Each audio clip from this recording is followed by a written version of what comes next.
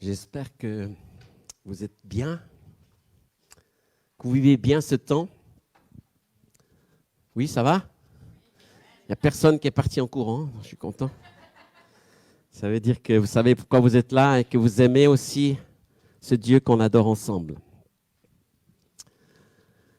Une fois, je me suis posé la question, en fait, mais ça sert à quoi la louange?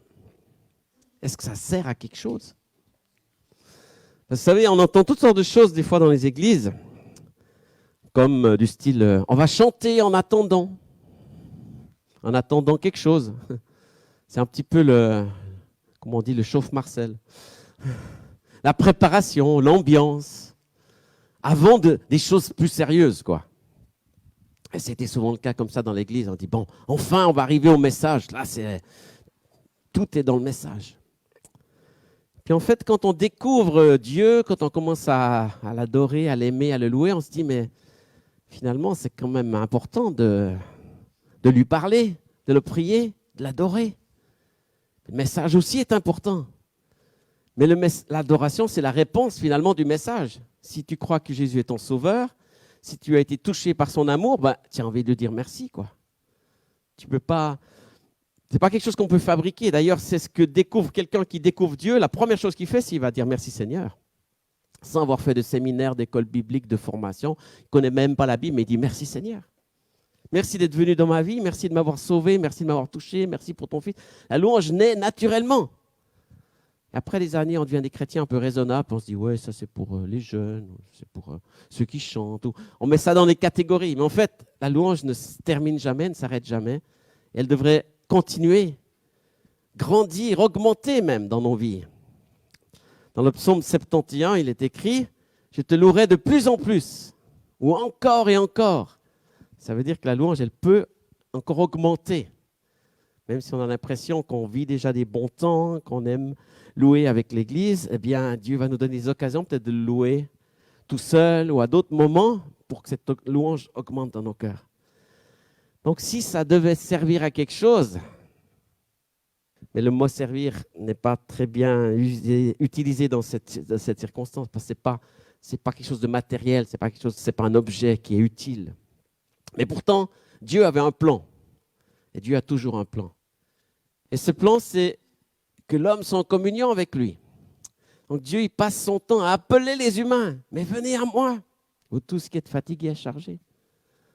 Viens, je me tiens à la porte, je frappe, je souperai avec toi. Viens, approchez-vous avec assurance du trône de la grâce. Dieu ne cesse de crier à la terre, aux hommes, aux humains, venez à moi.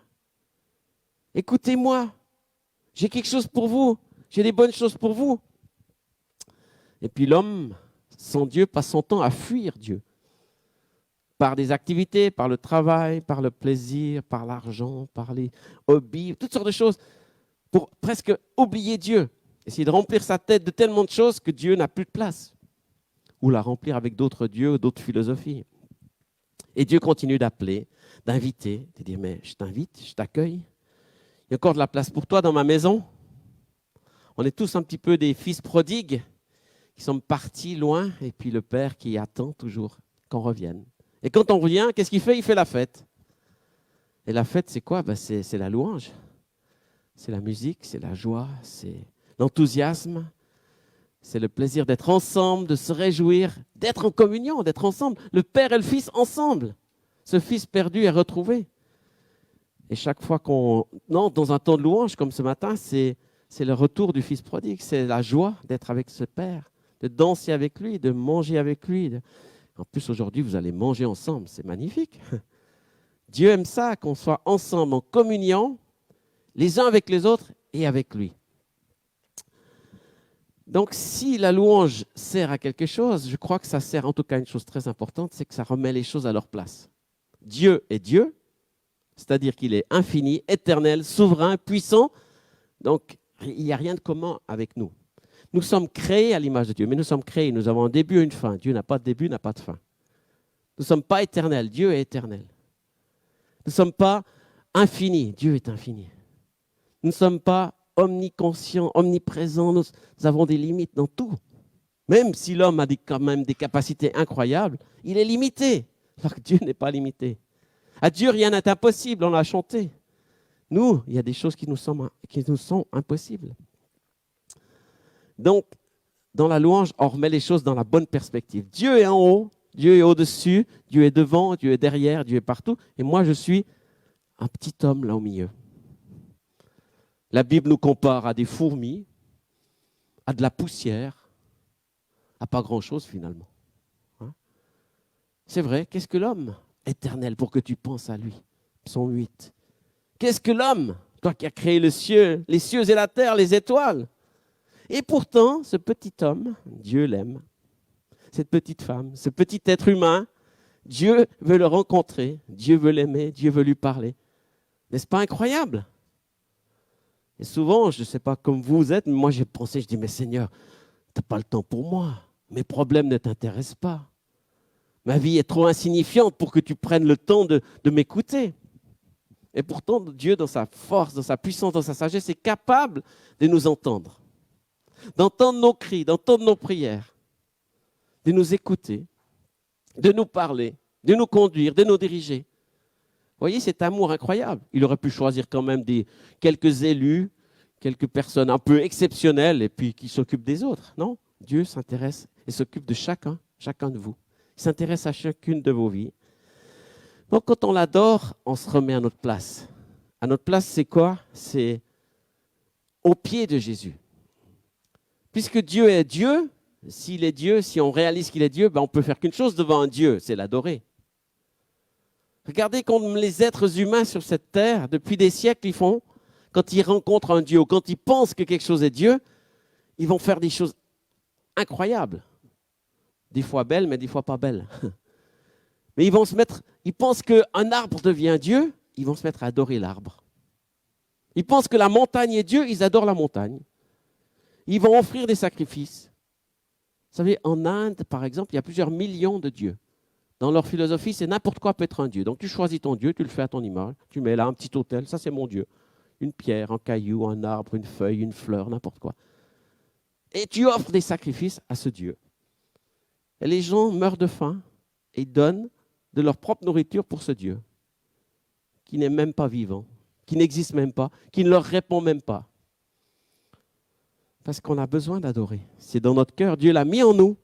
Quand on n'adore pas l'Éternel, le Dieu d'Israël, celui qui nous a créés, on va adorer un autre Dieu, on va se fabriquer un autre Dieu pour avoir cette attirance vers quelque chose qui nous dépasse finalement.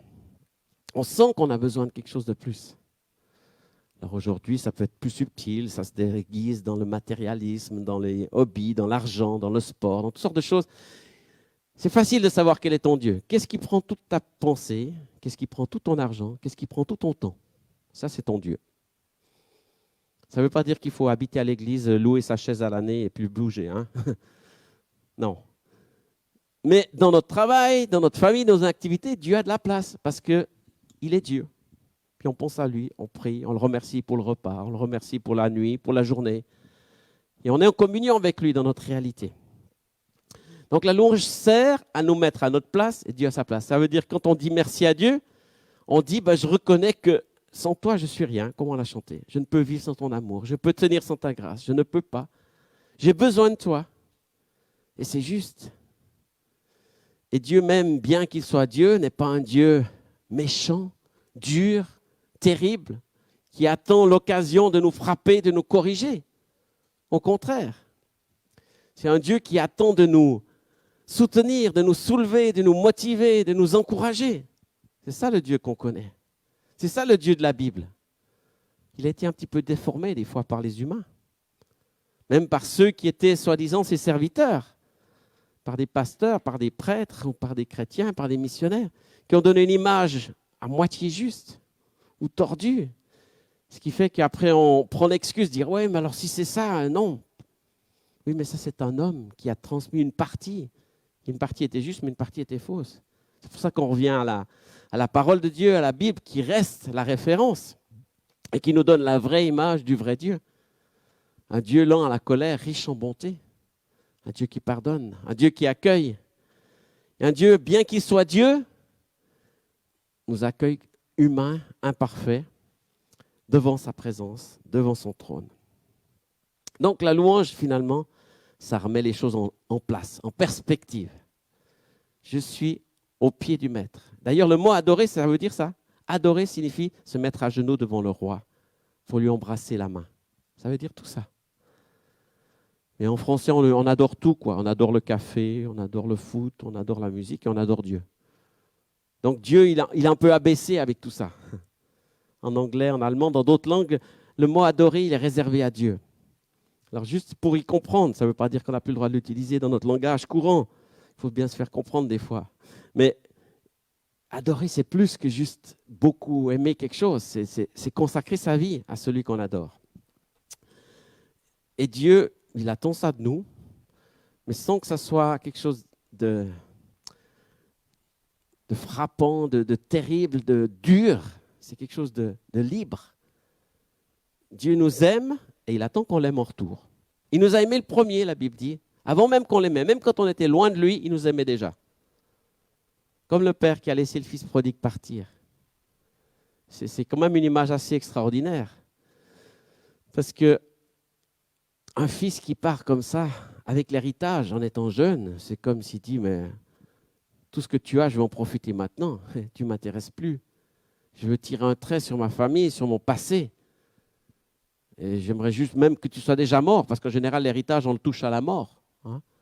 Ça veut dire, si tu étais déjà mort, j'aurais déjà mon héritage, en fait. Il prend sa part et il s'en va. Et le plus incroyable, ce n'est pas le fils qui part, ça, c'est le cœur humain, loin de Dieu, mais le plus incroyable, c'est que le père accepte de lui donner sa part d'héritage. Il aurait pu dire, bon, tu veux partir, va-t'en, je ne veux plus te voir. Mais je garde mon fric, hein. Rien pour toi.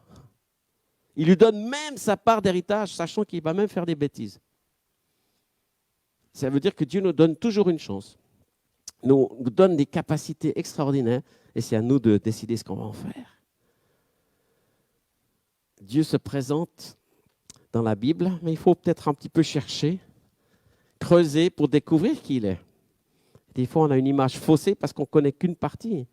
J'aime beaucoup les livres du prophète Ésaïe qui décrit très bien Dieu dans plusieurs textes. Je vais vous lire quelques textes. Ésaïe 40, verset 10.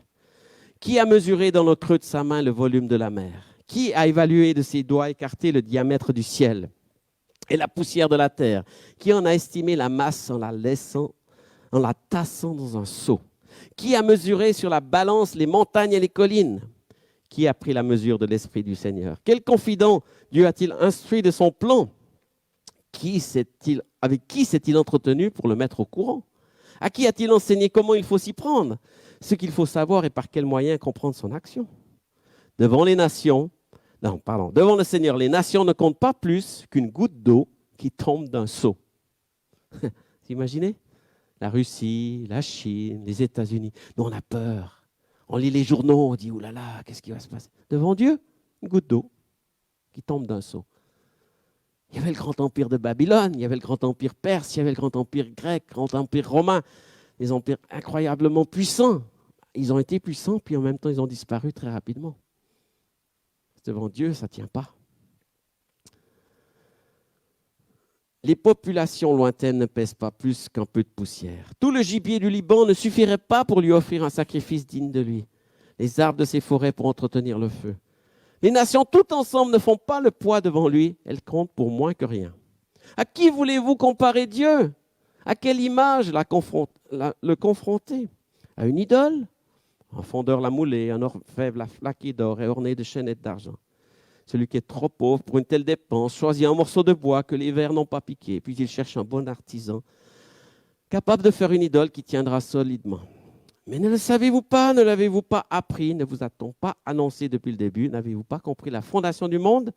Le Seigneur a son trône au-dessus de l'horizon, si haut qu'il voit les humains de la taille des fourmis. Des petites fourmis devant Dieu. Il a étendu le ciel comme une grande toile, il a déployé comme une tente pour y faire sa demeure. Il réduit à rien les dirigeants du monde, à rien les détenteurs du pouvoir. À peine sont-ils en place, à peine sont-ils installés, à peine ont-ils pris racine que le souffle du Seigneur les balaye, les dessèche, les voilà emportés comme des brins de paille dans un tourbillon. À qui donc voulez-vous me comparer? Demande l'unique Dieu. Qui pourrait être mon égal? Regardez le ciel là-haut. Voyez qui a créé les étoiles, qui les a fait sortir au complet comme une armée à la parade. Il les embauchent toutes par leur nom. Sa force est si grande et son pouvoir est tel qu'aucune ne manque à l'appel. Vous savez combien il y a d'étoiles? Je ne suis pas professeur d'astronomie ou de physique, mais je me suis un tout petit peu renseigné. David, il chantait dans le psaume 8, « Quand je vois le ciel, les étoiles que tu as créées », il était émerveillé. Avec l'œil nu, on peut voir 6000 étoiles. Les humains, à l'époque de David, qui n'avaient pas de télescope, pouvaient faire le tour de la Terre et compter les étoiles, ils arrivaient à en voir 6000. Mais depuis qu'on a créé les télescopes, les astronomes, les fusées, etc., on a pu compter beaucoup plus d'étoiles. On a trouvé qu'il y en avait plusieurs milliards d'étoiles dans notre galaxie. 3-4 milliards d'étoiles dans notre galaxie. Et vous savez quoi? Les dernières nouvelles, depuis 10-15 ans, avec les plus grands astronomes, les plus grands télescopes, on a découvert qu'il y avait plus qu'une galaxie. Au début, on s'est dit qu'il y en a 3 ou 4. Après 5, après 10, après 100, après 1000. Puis tout à coup, on arrive au chiffre de millions. Des millions de galaxies. Et maintenant, d'après les dernières recherches, on est aux milliards. Des milliards de galaxies. Vous savez combien il faut d'années-lumière pour atteindre une autre galaxie? Je pense qu'il n'y a pas un chiffre avec assez de zéros pour mettre le nombre d'années-lumière pour y arriver. Donc même si le prof au tableau noir, il vous met 1 puissance, je ne sais pas combien, avec tous les zéros, et le tableau ne sera pas assez loin, assez long pour écrire la longueur. Des milliards de galaxies qui ont des milliards d'étoiles. Et puis Dieu nous dit, tu peux donner un nom à toutes ces étoiles. En tout cas, Dieu, il connaît le nom de toutes ces étoiles. Mais si toi, tu commences maintenant à donner un nom à toutes les étoiles, tu veux passer ta vie jusqu'à ta mort, tu n'auras même pas fini le quart de la moitié. Ça, c'est l'infini de Dieu, c'est la grandeur de Dieu. Ça nous dépasse complètement. Puis après, on se permet de mépriser Dieu, de le rejeter, sans connaître vraiment. Dieu est maître, Dieu est souverain, Dieu est incomparable, Dieu est puissant. Et en même temps, ce Dieu, il est là, il nous permet de l'adorer, mais c'est un privilège incroyable. Dans les psaumes, dans la traduction français courant, David dit une fois, c'est mon privilège de t'adorer. Si vous venez à l'église parce que c'est un devoir, il faut que j'aille au culte, il faut que je chante, il faut que j'adore, mais n'y venez pas. Franchement, n'y venez pas si c'est ça. Mais venez parce que vous voulez rendre un culte à Dieu. Venez parce que vous voulez adorer votre Dieu, parce que vous savez qui il est. Et puis parce que vous savez qu'il vous aime. Donc c'est juste votre retour. Des fois, on aimerait faire des choses pour Dieu, faire des sacrifices, des offrandes. Mais Dieu, on ne peut pas rembourser ce qu'il a fait. On ne peut pas payer. La seule chose qu'il nous demande, qu'il attend de nous, donne-moi un peu de ton amour. Et quand on aime Dieu, Dieu est réjoui. Dieu, c'est un père qui aime ses enfants, qui aime que ses enfants l'adorent. C'est pas que Dieu est frustré, qu'il pleure dans le ciel tout seul. Oh, je suis triste. Il n'y a personne qui chante. Il n'y a personne qui m'adore. Dieu, ce n'est pas un humain. Il ne connaît pas la frustration. Nous sommes humains, limités. Puis on est triste, on pleure, on se sent tout seul. Personne ne m'aime. Mais il y a quelqu'un qui t'aime, en tout cas. Qui est sûr que c'est celui qui t'a donné la vie. Puis il dit, je te donne la vie parce que je t'aime. Puis je veux que tu vives. Et je veux que tu fasses une différence dans ce monde. Et que tu m'aimes en retour. Donc l'adoration, c'est pour Dieu, mais en même temps, c'est pour nous. Parce que quand on adore Dieu, Dieu, il est de toute façon à sa place. Ça ne va pas le faire bouger. Mais nous, ça nous met dans la bonne perspective. Ça nous met dans la bonne direction. Ça nous met, waouh, je ne peux pas vivre sans Dieu. Dieu est là et je compte sur lui. Et je veux vivre avec lui. Donc la louange, c'est tout aussi important pour nous que pour Dieu. Et Dieu, il savait qu'on avait besoin de dépendre de lui. On apprend à être reconnaissant, à être plein de reconnaissance. C'est quelque chose qu'on devrait tous connaître, n'est-ce pas? J'espère que vos parents vous ont appris à dire merci. Peut-être que ça se perd un petit peu dans notre société, mais c'est des bases bibliques qui nous enseignent la reconnaissance. Merci d'avoir préparé le repas. Merci de m'avoir donné une chambre. Merci pour mon lit. Merci pour mes cahiers d'école. Merci pour mon travail. Merci parce que je suis là, parce que vous m'avez donné la vie. Bien sûr qu'il y a Dieu derrière, mais en même temps, vous êtes voulu par Dieu et vos parents aussi. Donc, ce merci crée une relation. Quand tu dis merci à quelqu'un, c'est que tu es reconnaissant de ce qu'il t'a offert. Merci pour le bon repas que vous nous avez offert. Merci pour l'accueil que vous nous avez offert. Merci. Et je dis du fond du cœur. Mais il y a plein d'autres occasions pour lesquelles on dit merci. Et quand on dit merci, l'autre aussi apprécie cette reconnaissance. Il reçoit quelque chose et nous aussi, c'est important pour nous. Donc Dieu, quand on dit merci à Dieu, quand on adore Dieu, on crée cette relation, on crée cette intimité avec lui. C'est ce que Dieu attend de nous. Il nous a appelés à être ses fils. Il nous a appelés à être ses serviteurs. Ésaïe 42 nous dit, « Voici mon serviteur, dit le Seigneur, je le tiens par la main. J'ai plaisir de l'avoir choisi. J'ai mis mon esprit sur lui pour qu'il apporte aux nations le droit que j'instaure. » Bien sûr que c'est une prophétie sur Jésus. Mais comme nous sommes appelés à être aussi des imitateurs de Christ et vivre comme Christ, ça s'adresse aussi à nous tous, ses enfants. Il ne crie pas, il n'élève pas la voix. Il ne fait non plus pas de grands discours dans la rue. Il ne casse pas le roseau plié. Il n'éteint pas la lampe qui faiblit, mais il apporte réellement le droit que j'instaure. Il ne faiblira pas, il ne se laissera pas abattre jusqu'à ce qu'il ait établi sur l'ensemble du monde que tous les peuples lointains attendent ses instructions.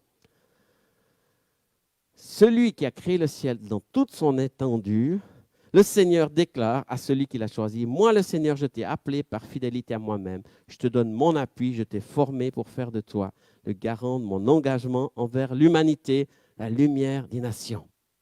Tu rendras la vue aux aveugles, tu feras sortir les prisonniers de leur cachot, tu retireras de leur prison ceux qui attendent dans le noir. Je suis le Seigneur, tel est mon nom. Je ne le laisse pas à d'autres la gloire qui me revient, ni l'honneur aux idoles. » En l'honneur du Seigneur, chantez un chant nouveau. Louez-le depuis le bout du monde, vous qui parcourez la mer, vous les êtres qui la peuplez, et vous les populations lointaines. Qu'on entonne des chants dans les cités du désert, dans les campements de Kédar, que les habitants de la roche lancent des cris de joie du sommet des montagnes, qu'ils manifestent leur enthousiasme, que les populations lointaines rendent hommage au Seigneur et le louent haut et fort.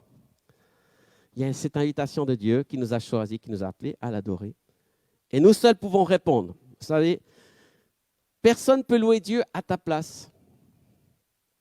Tu ne peux pas dire, écoute mon frère, là je suis fatigué, je ne peux plus chanter, chante pour moi. J'arrive plus. Là. Va vers Dieu et chante-lui un chant, il sera content. Mais non, Dieu ne peut pas être content qu'un autre chante à ta place. Dieu dit, je vais entendre ta voix, je vais entendre ton chant, je vais entendre ton cœur, je vais entendre ta prière. Bien sûr qu'on a des gens peut-être qui prient pour nous, des gens qui nous soutiennent, des gens qui nous encouragent, mais on ne peut pas louer à ta place. Ce n'est pas possible. Parce que chacun a sa vie, a sa voix, a son corps, a son existence. Et Dieu attend que tu répondes avec qui tu es. Et c'est ça qui est fondamental pour Dieu, mais aussi pour toi. Parce que tu retrouves ta place. Tu deviens un ami de Dieu, tu deviens un collaborateur de Dieu, tu deviens ce serviteur de Dieu qui peut ensuite le suivre et accomplir ce qu'il t'a appelé à accomplir sur cette terre. Là, on se dit, bon, moi, j'ai jamais rendu j'ai jamais rendu la vue aux aveugles, j'ai jamais sorti des prisonniers de leur cachot, j'ai jamais... Oui, mais peut-être que tu peux déjà aider quelqu'un qui est dans le noir spirituel, qui ne comprend rien à la vie, quelqu'un qui est déprimé, quelqu'un qui est découragé, il est dans le noir. Tu le sors de sa prison par tes prières, par ton encouragement, par ton accueil, par ton amour. Vous savez, ce n'est pas si compliqué que ça d'être un serviteur du Seigneur, mais on sait ce qu'on peut faire quand on aime quelqu'un. On va l'aider dans ses besoins, dans sa réalité, et on va être un instrument du Seigneur parce que Dieu va se servir de nous quand on met en pratique sa parole, tout simplement. Donc nous sommes appelés à accepter ce choix de Dieu. Je ne sais pas comment vous ressentez ça, mais moi, quand j'ai découvert Dieu, j'avais 16 ans. J'étais dans un groupe de jeunes, il y avait plein de jeunes qui aimaient Dieu. Puis ça m'a bouleversé de voir ces jeunes de mon âge, alors que mes camarades d'école étaient intéressés par d'autres choses. Je voyais des jeunes de mon âge qui étaient passionnés par Dieu. Ça m'a touché. Et puis tout à coup, ils ont dit, mais toi aussi, tu peux être comme ça. Toi aussi, tu peux suivre Dieu. Toi aussi, tu peux servir Dieu. Non, non. Moi, je vous aime beaucoup. Vous êtes super, mais moi pas. Moi, je vous regarde. Je vous laisse faire. Je vous laisse parler. Je vous laisse chanter. Je vous laisse prier. Mais moi, j'observe. Parce que je me sentais tellement mal dans ma peau, je me sentais mal dans mon identité. Je disais, Dieu ne peut pas être intéressé par moi. Je ne peux pas, moi, faire quelque chose pour Dieu. C'est eux qui vont le faire. Jusqu'à ce que Dieu, à force de me parler par sa parole, par les prières, par des encouragements des autres, me fasse comprendre que moi aussi, j'avais été choisi par Dieu. C'est dans Jean 15 qui dit, ce n'est pas vous qui m'avez choisi, c'est moi qui vous ai choisi. Bien sûr qu'on choisit Dieu parce qu'on est chrétien, mais avant même que nous on choisisse, c'est lui qui nous avait déjà choisis. Puisqu'il nous avait tissés dans le sein de notre mère, dit le psaume 139. Il nous avait déjà destinés à vivre. Il avait déjà pensé à nous avant la fondation du monde, dit Éphésiens 1. Bien avant la création de l'univers, Dieu a dit, ah, je vais mettre en 2023 cette personne ici en Belgique, cette personne ici en France, cette personne ici en Suisse. Je vais lui donner la vie. Elle va vivre et elle pourra être mon serviteur. Il pourra être mon adorateur. Alors, quand on comprend ça, tout à coup, on se dit, ben, j'existe pour quelque chose, quoi. Parce que c'est vrai que la société d'aujourd'hui, elle devient compliquée, difficile. On voit que nos jeunes, ils n'ont plus beaucoup de sens à l'existence parce qu'ils disent, mais on ne sait même pas si on aura du boulot. Pourquoi il faut étudier? On ne sait même pas si on pourra trouver quelque chose. Ça n'a plus de sens. Tout s'écroule, tout s'arrête. La guerre, les banques, les finances, l'argent. C'est compliqué si on regarde que ce côté des choses. Mais si on voit avec la perspective de Dieu, alors ça peut changer complètement. Parce qu'il y a eu des époques encore bien plus difficiles que la nôtre. Hein. Si on regarde dans l'histoire, regardez, il y a 300 ans, il y a 500 ans, il y a 800 ans. Même il n'y a pas si longtemps que ça, quand il y avait la guerre mondiale en Europe, c'était une autre vie que maintenant. Il y a eu des crises, quand il y a eu la peste espagnole, quand il y a eu des famines, il y a eu tellement de choses aussi. Bien sûr, on a eu le Covid aussi, mais on a passé au travers. Et Dieu est toujours là. Et Dieu nous aime toujours. Et Dieu est plus grand que ça. Et Dieu a un plan toujours pour les humains, un plan toujours pour nous. Donc, il veut encore se servir de nous. Ce n'est pas les circonstances qui doivent nous arrêter. Moi, j'entendais pendant la période Covid des chrétiens qui disaient « Oh, c'est terrible, on ne peut plus louer. » Je dis « Pourquoi vous ne pouvez plus louer ?»« Parce qu'on ne peut plus se retrouver. » Je dis « Mais tu peux toujours louer, tu as toujours une voix, tu as toujours une Bible, tu as toujours des chants. Tu as toujours même sûrement encore un ordinateur, un appareil, tu peux chanter avec les chants que tu entends dans ta maison. Peut-être tu es tout seul, mais au moins il y en a d'autres qui chantent dans l'appareil, et puis comme ça, tu n'es pas tout seul. Et puis même, on a pu se connecter ensemble, chanter sur Zoom, chanter sur YouTube, chanter sur toutes sortes de manières. Pourquoi on se laisse arrêter par les circonstances, par les événements? On se dit, c'est plus possible. Ils nous interdisent, c'est l'antichrist, c'est le diable. Non. C'est toi qui t'arrêtes tout seul, parce que tu écoutes des mensonges, parce que tu crois que c'est plus possible. Et tu peux toujours louer Dieu. Tu peux toujours l'adorer. Les chrétiens, jusque dans les catacombes, jusque dans les arènes, ils adoraient Dieu jusqu'à la fin de leur jour. Paul et Silas étaient en prison, ils adoraient Dieu. Mais ce n'est pas normal. Non, si tu es en prison, tu vas intercéder. Tu vas faire du combat spirituel pour que la prison s'écroule, pour que les chrétiens se réveillent, pour qu'ils prient. Non, rien du tout, juste adorer. Et Dieu intervient. Dieu sauve, Dieu délivre par la louange. Regardez la puissance que c'est. Être à notre place, et où qu'on soit, même si notre réalité ressemble à une prison, on peut toujours adorer. Et la puissance de Dieu va se manifester dans l'adoration encore plus quand les circonstances sont compliquées que quand les circonstances sont faciles. Je dis souvent aux chrétiens, mais adorer à l'église, mais c'est facile, il n'y a rien de plus facile, l'église est faite pour ça. Donc si tu viens à l'église et tu n'arrives même pas à adorer, tu as un problème. Excusez-moi, hein. Mais si tu te rends compte, dimanche matin, tu pourrais dormir, tu te lèves, tu prends ta voiture, tu te prépares, tu viens à l'église et puis tu n'as même pas envie de louer Dieu. Parce que le son ne te plaît pas, le chant ne te plaît pas, celui qui est devant n'est pas comme tu conviens. Et on a toutes sortes de préjugés, d'idées bizarres. Mais si tu viens à l'église, c'est pour adorer Dieu, n'est-ce pas? Et adore-le, ne te laisse pas freiner par toutes ces circonstances. Par contre, adorer Dieu dans la prison, c'est quand même plus compliqué. Donc, apprends déjà à louer à l'église pour que tu puisses être prêt à adorer si tu es une fois dans une prison. Vous savez, en Chine, le christianisme est interdit. Il y a un certain christianisme officiel qui est reconnu. Il y a quelques petites églises pour faire un petit peu montrer à l'Occident qu'ils sont tolérants. Mais dans les vrais chrétiens engagés qui aiment Dieu, ils n'ont pas le droit. Donc, ils se retrouvent en cachette, ils se retrouvent dans les bois, ils se retrouvent dans les caves, etc. Mais souvent, ils se font dénoncer et les autres viennent les chercher et les emprisonner. Mais ils sont tellement nombreux, ils sont 300, 500, 800.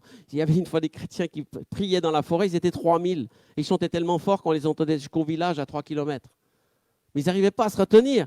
Donc la police est arrivée, invitée par d'autres qui les ont dénoncés. Ils avaient une camionnette, 3 policiers, ils ne pouvaient pas prendre 3000 personnes. Ils ont pris qui? Le pasteur. Donc le pasteur est parti en prison. Pendant ce temps, les autres ont dit, bon, on va nommer un autre pasteur, puis on va continuer. Et puis celui qui est en prison, il dit, ah, c'est ma nouvelle terre de mission. Il a commencé à évangéliser dans la prison. Et ils chantaient dans la prison, ils chantaient dans les géoles.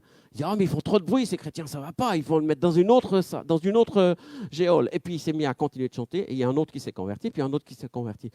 Au bout de quelques semaines, toute la prison était convertie. Et toute la prison chantait. Et lui, on ne pouvait plus. Il dit, on va le déplacer, on va le mettre dans une autre prison. Et dans cette autre prison, il a continué sa mission. Il dit, oh, c'est bien, le Seigneur m'a déplacé, c'est bon, je peux continuer de le louer. Ça, c'est une autre réalité que la nôtre, n'est-ce pas? Donc, n'attendons pas d'être dans la réalité des Chinois. Soyons dans notre réalité pour dire, oui, je vais louer le Seigneur. D'ailleurs, les Chinois disent, ne priez pas pour que la persécution s'arrête, parce qu'on ne veut pas être des chrétiens endormis comme vous. On ne veut pas être des chrétiens tièdes. On ne veut pas être des chrétiens qui manquent la vision de Dieu. À cause de la persécution, on reste sur nos gardes, on reste vigilant, on adore, on prie. Donc, nous, on a aussi des persécutions, on a aussi des gens qui nous rejettent, qui nous repoussent. On a aussi des difficultés, mais la persécution, elle est plus subtile. C'est les loisirs, c'est le divertissement, c'est tout ce qui nous prend la place de Dieu. Ce n'est pas des choses mauvaises en soi, mais c'est mauvais dans la mesure où ça remplit notre tête, notre cœur, ça nous prend tout finalement. Alors gardons au moins une petite place pour Dieu, et cette petite place, elle va grandir. Et soyons des adorateurs, quelles que soient les circonstances, Dieu t'a choisi pour l'adorer. Et ta louange peut faire une différence, que tu sois dans une prison, que tu sois dans une maison, dans un bureau, dans une église. Ça ne veut pas dire que si tu es secrétaire au bureau, que tu passes ton temps à chanter à tue-tête et pas faire ton boulot. Hein? Tu vas faire ton boulot correctement, mais comme une adoration. L'adoration, c'est aussi une réponse par l'obéissance, par des actes, par des actions. Donc, tu offres ta vie comme une adoration et du coup, tu sers les autres qui sont autour de toi, là où Dieu t'a placé. Donc, on devrait tous être fiers de louer Dieu. C'est une fierté, la Bible dit. Psaume 145, le Seigneur est bon pour tous, il aime avec tendresse tous ceux qu'il a créés. Tous? Est-ce que quelqu'un n'a pas été créé par Dieu? Bon, c'est bon. Vous avez tous été créés par Dieu, donc il vous aime tous. Le Seigneur, ceux que tu as créés chanteront ta louange tous ensemble et tes amis fidèles te diront merci. C'est normal qu'un chrétien adore. Ce n'est même pas une option. Quand je fais des formations de louange dans certaines églises, ils disent « Ah, mais ça ne m'intéresse pas, la louange, ce n'est pas pour moi. » Je dis « Comment ? » Ah, tu sais, je ne joue pas de la guitare, je ne sais pas chanter. Je dis, mais tu es chrétien, donc la louange est pour toi. Elle est pour Dieu, mais elle est aussi pour toi. Tu as un instrument de louange, même si ta voix n'est pas extraordinaire. La voix, c'est ta vie, c'est ton souffle, c'est ta respiration, et Dieu veut l'entendre. Donc tu loues Dieu.